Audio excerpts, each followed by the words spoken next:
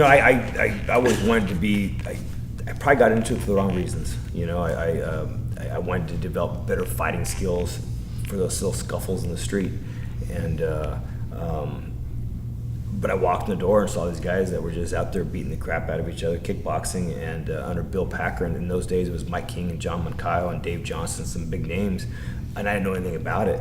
And I said, wow, I want to do that. I wonder if I can even go to that place. Next thing I know, I'm working out with those guys. Mr. Packer kind of required me to do Kempo along the way. Looking back on it, I think it was a good thing because it got me out of trouble. And the Kempo aspect, with the martial art background, with the honesty and the courtesy and respect, that became a big to me. I started yes sir and no sir and everybody. I think that's helped out in life. Along the way, though, I just started kickboxing, and that's where my love became the fight. Kickboxing wise, had my own schools for many years. Started when I was like 23. Had my own school and have been in the business pretty much ever since. Fought professionally around the world, and then decided I want to learn how to wrestle. Got a hold of Greg Jackson and another friend of mine through another wrestling buddy, Chris Luttrell, and it kind of began from there. So I found out where my holes in my game were with these guys, and I'm blessed to be in an industry now that's growing. So I'm really enjoying life. I got talked into this whole gig.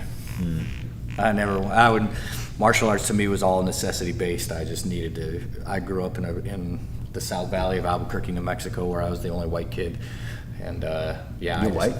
Well, for the first 12 years of my life, I thought I was Hispanic. I was pretty sure. But they reminded me that I was white quite often.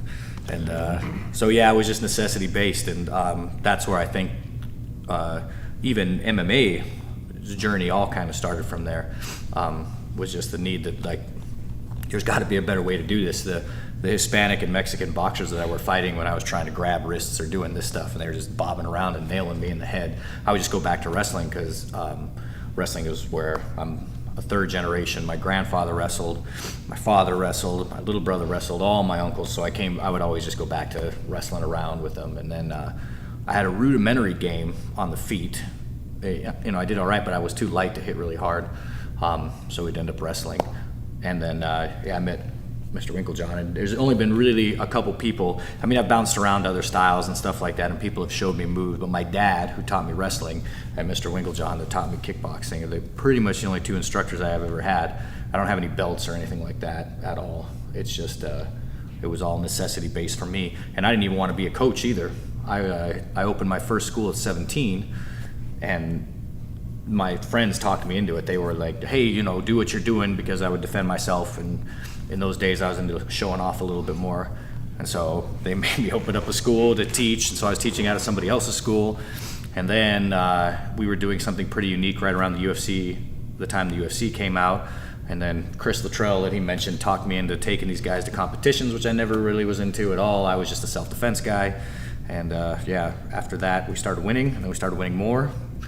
And now I'm sitting in this chair with you fine people.